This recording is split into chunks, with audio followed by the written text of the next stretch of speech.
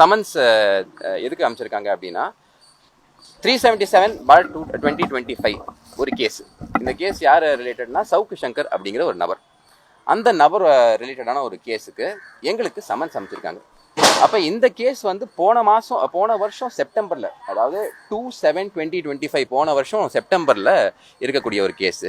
இப்போ இந்த நேரத்தில் நமக்கு ஏன் இந்த சமன்ஸ் அமைச்சிருக்காங்க அப்படிங்கிற ஒரு கேள்வி எழும். அங்கே தான் பல செய்திகளை உங்கள் வாயிலாக மக்கள்கிட்ட கொண்டு போய் சேர்க்க விரும்புகிறோம். ஸோ இந்த சமன் யாருக்கு அமைச்சிருக்காங்க அப்படின்னா, நிறைய யூடியூப் சேனல்ஸ், இந்த மிஸ்டர் சவுக்கு சங்கரோட வீடியோ போட்ட யூடியூப் சேனல்ஸ்க்கெல்லாம் இந்த சமன் அமைச்சிருக்காங்க. இந்த கேஸில் அவர் ஒரு இன்டரிம் பெயிலில், அதாவது பிணையில் வெளியே இருக்கார். தற்காலிகமாக அவருக்கு பிணை கொடுக்கப்பட்டிருக்கு, சில கண்டிஷன்ஸ் கொடுக்கப்பட்டிருக்கு. ஸோ அந்த கண்டிஷன்ஸை அவர் ஃபாலோ பண்ணுறாரா இல்லையாங்கிறத பார்க்க வேண்டியது எங்களோட கடமை கிடையாது. அவர் பிணையில் இருக்கார். ஸோ அவரோட வீடியோஸை எடுத்து போட்டதுனால இப்போ எங்களுக்கு சமன்ஸ் அனுப்பப்பட்டது. ஸோ இதற்கு பின்னாடி இருக்கக்கூடிய அரசியலை நம்ம கொஞ்சம் பார்த்துக்கணுங்க. அதாவது தமிழ்நாட்டில் முக்கியமாக வைக்கப்படக்கூடிய குற்றச்சாட்டு என்ன அப்படின்னா, மீடியாவை ஃபுல் கண்ட்ரோலில் வச்சுட்டு, மெயின் ஸ்ட்ரீம் மீடியாவை பணபலம் இல்லைனா அவங்களோட மசில் பவர், அப்புறமா அவங்களோட யூஷுவல் டாக்டிக்ஸ் யூஸ் பண்ணி எப்பவுமே கண்ட்ரோலில் வச்சுருக்கக்கூடிய இந்த திமுகவுக்கு ஒரு பயம் வர ஆரம்பிச்சிருச்சு.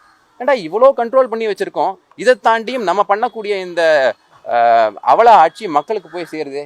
எல்லா ரேப் நியூஸும் ரிப்போர்ட் பண்ணுறாங்களே, செக்ஷுவல் அலிகேஷன்ஸ் எல்லாம் இவ்வளோ இருக்கே, திமுக காரன் எல்லா இடத்துலையும் மாட்டுறானே, அப்போ என்ன பண்ணுறது, யார் இதை ஆம்ப்ளிஃபை பண்ணுறா அப்படின்னு நான் பார்த்தா இந்த சோஷியல் மீடியா தாங்க. இப்போ இன்றைக்கி எல்லாருமே இங்கே இருக்கக்கூடிய அத்தனை பத்திரிகையாளர்கள், ஹார்ட் ஒர்க்கிங் பத்திரிகையாளர்கள் இருக்காங்க.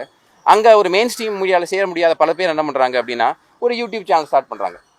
அப்போ இந்த யூடியூப் சேனல்லாம் என்ன பண்ணுறாங்க அப்படின்னா, எல்லா தரப்பு இருக்கக்கூடிய அந்த பொலிட்டிக்கல் கிரிட்டிசிசம் இருக்குது பார்த்தீங்களா, அரசாங்கத்தை பார்த்து கிரிட்டிசைஸ் பண்ணணும். அப்படி இருக்கக்கூடிய ஒரு மீடியா இருந்தால் மட்டும்தான் இங்கே இந்த ஜனநாயகம் ஒழுங்காக இருக்க முடியும். ஸோ அந்த விஷயங்கள் எல்லாத்தையும் எடுத்து போடுறாங்க. சவுக்கு சங்கருக்கு மேலே நமக்கு என்ன பெரிய பாசமாக இதாக எதுவுமே கிடையாது.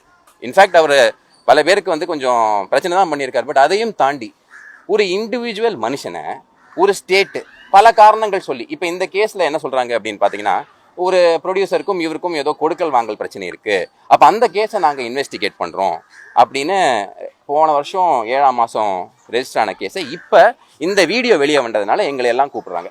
இதை ப்ரிடாமினெண்ட்டாக நான் வந்திருக்கேன். நான் என்ன சொன்னேன் அப்படின்னா, இந்த வீடியோ என்னால் எடுக்க முடியாது, இந்த வீடியோவை இதோட சோர்ஸும் அவங்க கேட்டாங்க, ஏன்னா நாங்கள் ட்ரேஸ் பண்ணி அவரை போனோம் அப்படின்னு. ஸோ இதில் நீங்கள் கிளியராக புரிஞ்சுக்கலாம் இது எதுக்கு பண்ணப்படுது அப்படின்னா, யாரும் இந்த அரசாங்கத்துக்கு எதிராக பேசிடக்கூடாது. அப்படி அரசாங்கத்துக்கு எதிராக பேசி அந்த கருத்துக்களை நீங்கள் கொண்டு போய் போட்டீங்க அப்படின்னா, உங்களை நாங்கள் வந்து சமன்ஸ் கொடுத்து வெயிலில் நிற்க வச்சு உங்களையும் வந்துட்டு நாங்கள் வந்து ஒரு பிரச்சனைக்குள்ளாக்குவோம், பொருளாதார ரீதியாக உங்களை முடக்க முயற்சி பண்ணுவோம் அப்படிங்கிற indirect threat of the state. So ஒரு அரசாங்கம்ங்கிறது சட்டத்தை சொல்லியிருக்காங்கன்னா, எந்த விஷயத்தை நீங்கள் டைரெக்டாக பண்ண முடியாதோ அதை இன்டைரக்டாகவும் பண்ண முடியாது.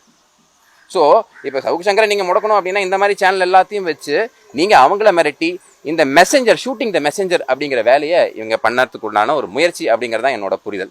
ஸோ நான் இன்வெஸ்டிகேட்டிங் ஆஃபீஸர்கிட்ட சொன்னேன், என்னோட மனசாட்சிப்படி இந்த கேஸுக்கும் எனக்கும் எந்த விதமான சம்பந்தமும் கிடையாது. நீங்கள் இன்வெஸ்டிகேட் பண்ணுறீங்க அப்படின்னா, நானும் ஒரு சேனல் வச்சுருக்கேன், எனக்கும் எத்திக்ஸ் இருக்குது, என்னோட சோர்ஸை இந்த விஷயத்தில் ரிவீல் பண்ண வேண்டிய தேவை எனக்கு கிடையாது.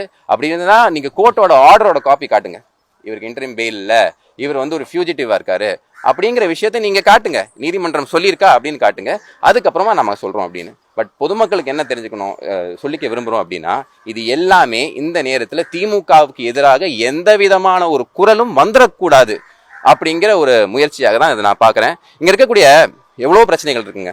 அதாவது நீங்கள் பார்த்தீங்க அப்படின்னா, டவுன் சவுத்தில் நீங்கள் போனாலும் சரி, இங்கே வந்தாலும் சரி, விளாத்திக்குளத்தில் நடந்த அந்த கொடுமை உங்களுக்கு தெரியும். ஒரு சின்ன பெண் வெட்டி கொண்டிருக்காங்க. திருவள்ளூர்ல இப்போ ரீசெண்டாக அந்த மாதிரி சம்பவம். கஞ்சா போதையில் என்ன பண்ணுறாங்க பசங்கன்னு தெரியல. 6லேருந்து 60 வரை எந்த வயசாக இருந்தாலும் சரி, எந்த பெண்மணியும் இங்கே சேஃப் கிடையாது. அப்போ இதில் எல்லாத்துலேயும் இந்த போலீஸோட எனர்ஜியை போட்டு அதற்குண்டான விஷயங்களை பண்ணுவாங்களா? அதை விட்டுட்டு ஏதோ ஒரு ப்ரொடியூசருக்கு நான் ஒரு கேள்வி உங்கள்கிட்ட கேட்குறேன், நீங்களே யோசிச்சு பாருங்கள். போலீஸ் சொல்லக்கூடிய விஷயங்கள்லாம் ஒரு சைடு இருக்கட்டும், நீங்கள் யோசிச்சு பாருங்கள். அதாவது ஒரு ப்ரொடியூசர் கிட்ட இருந்து ஏதோ ஒரு தகராறான சவுக்கு சங்கருக்கு, அதுக்கு வேண்டி போலீஸ் இவ்வளோ தீவிரமாக இங்கே இருக்கக்கூடிய எல்லா முக்கியமான யூடியூப் சேனல்ஸையும் கூப்பிட்டு சமன் பண்ணி உட்கார வச்சு பேச வேண்டிய தேவை என்ன? அதுவும் மாடல் கோட் ஆஃப் கான்டக்ட் இருக்கும்போது. அப்போ அவங்க சொல்கிறாங்க, மாடல் கோட் ஆஃப் கான்டக்ட்னா நாங்கள் நியூட்ரலாக தான் நடந்துக்கணும், இந்த கேஸ் பழைய கேஸ், நாங்கள் ஏன் இன்வெஸ்டிகேட் பண்ணக்கூடாது? அங்கே தான் சொல்ல வரேன், இதுக்கு பின்னாடி ஒரு அரசியல் இருக்குது. நீங்கள் ஏதாவது எஸ்பெஷலி பார்த்தீங்கன்னா இப்போ அவர் வெளியில் வரும்போது பிணை கொடுக்கும்போது சில கண்டிஷன்ஸ்லாம் சொல்லியிருந்தாங்கன்ற போது பொது வெளியில் திரும்ப பேசக்கூடாதுன்ற மாதிரியான ஒரு விஷயம் இருக்குது. அதை மீறி சவுக்கு சங்கர் பண்ணியிருக்காரு. இப்போ அதை வீடியோ போடுறதுனால உங்களுக்கு இந்த பிரச்சனைகள் வருதுன்ற அந்த மாதிரி ஏதாவது உண்மைதான். இப்போ இந்த இந்த இதே எக்ஸாக்ட் விஷயம் தான் சொன்னாங்க. அதாவது ஒரு கண்டிஷன் இருக்கு, அந்த கண்டிஷனை வயலேட் பண்ணிட்டாரு, அதனால வந்து நீங்கள் வீடியோ போடக்கூடாது. வீடியோ போடக்கூடாதுன்னா விட அந்த கண்டிஷன் வயலேட் ஆக்கியிருக்காங்க. ஸோ நாங்கள் அவருக்கு பின்னாடி போகிறோம். நல்லா புரிஞ்சுக்கோங்க, பொதுமக்களின் புரிதலுக்கு வேண்டிய சொல்கிறேன். கண்டிஷனை இவங்க வயலேட் பண்ணாங்கன்னு வச்சுக்கோங்க. இவர் கண்டிஷனை வயலேட் பண்ணுறாரு, ஆகையினால பெயிலை கேன்சல் பண்ணுங்கன்னு போய் நீதிமன்றத்தில் சொல்லி உத்தரவை வாங்கிட்டு அவங்க வரணும். அதுக்கப்புறமா நாம் வந்து அந்த மாதிரி ஒரு ஃபியூஜிட்டிவ்க்கு ஹெல்ப் பண்ணோம்னா அது தவறு. அந்த மாதிரி ஒரு ஆர்டர் வரல. நான் கேட்டேன் அந்த மாதிரி இருக்கான்னு. இல்லை ஆர்டர் ரிசர்வ் பண்ணப்பட்டிருக்கேன். அப்போ ஆர்டரை காட்டுங்க. அதுக்கு முன்னாடி எதுக்கு இந்த தீவிரத்தை காட்டுறீங்க? எத்தனையோ கேஸில் காட்டாத தீவிரத்தை நான் என்ன சொல்கிறேன், வேங்கை வயலில் அத்தனை நாளாக சும்மா இருந்திருக்காங்க, எதுவுமே கண்டுபிடிக்க முடியல. ஆனால் இங்கே என்ன இவ்வளோ தீவிரம், pudding so much energy into this. So அதுதான் இது அரசியல்னு சொல்ல வரேன். அது மாடல் காண்ட் ஆஃப் கண்டக்ட் இருக்கும்போது அவங்க சும்மா சொல்லிக்கலாம் இந்த கேஸை, but you are going after a political opponent. இதுதான் இருக்கு முன்னாடி, இது உள்ளே இருக்கக்கூடிய விஷயங்க பிரதர். இதை வந்து நீங்கள் வந்து டைரெக்டாக புரிஞ்சுக்கணும் அப்படின்னா நீங்கள் இந்த விஷயங்கள் எல்லாத்தையும் ஃபாலோ பண்ணினாலே உங்களுக்கு தெரியும். ஆஹா, இதுக்கு தான் அதுவா, இங்கே சுவிட்ச் போட்டு அங்கே பல்ப் எரியும் அப்படிங்கிறது தான் ஐடியா. அந்த கட்டாயம் எனக்கு கொடுக்கப்படலை. பட் பல பேர் இந்த யூடியூப் சேனல்ஸில் வந்துட்டு சமன் பண்ணியிருக்காங்க பார்த்தீங்களா, அதில் பல பேர் எதுக்கு நமக்கு வம்பு அப்படின்னு சொல்லிட்டு அவங்க எடுத்துட்டாங்க. பட் தார்மீக அடிப்படையில் அதை நான் பண்ண விரும்பல. ஸோ இப்போ வந்துட்டு நான் வந்து என்கிட்ட சொன்னாங்க, நாங்கள் வந்து உங்களோட சோர்ஸ் யார் உங்களுக்கு வீடியோ கொடுக்குறாங்க அப்படின்னு நாங்கள் தெரிஞ்சுக்க விரும்புகிறோம். நான் என்ன சொன்னேன் அப்படின்னா, சவுக்கு சங்கர் எனக்கு வீடியோ கொடுக்கல, எனக்கும் அந்த ஆளுக்கும் எந்த சம்மந்தமும் கிடையாது. பட் இருந்தாலும் இந்த ஆளை வந்துட்டு விச் ஹண்ட் பண்ணுறாங்க, பொலிட்டிக்கலாக அவரை வந்து அரசியல் ரீதியாக துன்புறுத்துக்கிறதுக்கான முயற்சி நடக்குது. அப்போ ஒரு இண்டிவிஜுவலாக, ஒரு அரசியல்வாதியாக, பத்திரிகை துறையை ஒரு ஐபி நியூஸ்னு ஒரு சேனலை வச்சுட்டு எனக்கு தெரிஞ்ச அளவுக்கு நடத்துகிற ஒரு நபராக என் மனசாட்சி அந்த மாதிரி விஷயம் பண்ணுறதுக்கு எனக்கு கொடுக்கல சார். நீங்கள் ஒரு கோர்ட் ஆர்டர் வாங்கிட்டு வந்து என்கிட்ட சொல்லுங்கள், இந்த மாதிரி விஷயத்த கோர்ட் சொல்லுது அப்படின்னு சொல்லுங்கள். இந்த கேஸ் நம்பருக்கும் நான் போட்ட வீடியோக்கும் எந்த சம்மந்தமும் இல்லை. நீங்கள் ட்ரேஸ் பண்ணி போகிறதுக்கு அவர் கண்டிஷனை வயலேட் பண்ணிட்டாங்க, நீங்கள் ஒரு ஆர்டரை கொடுங்க, definitely will cooperate with the police அப்படின்னு சொல்லியிருக்கேன். பட் மெயின் மேட்டர் என்ன அப்படின்னா, இது வந்து பொலிட்டிக்கல் விச் ஹண்ட்.